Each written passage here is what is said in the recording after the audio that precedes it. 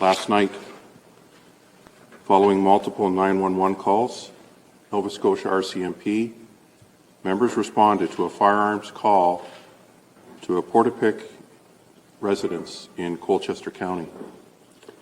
When police arrived at the scene, members located several casualties inside and outside of the home.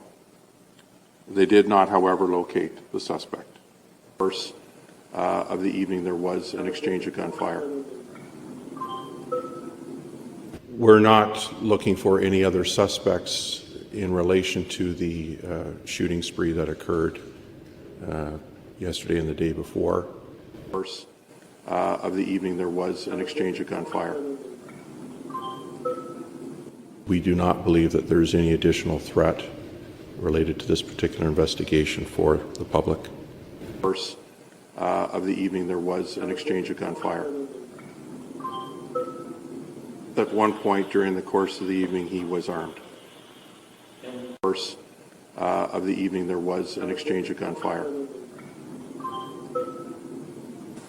Of course, that's an important element of the investigation. The fact that this individual had a uniform and a police car at his disposal certainly speaks to it not being a random act.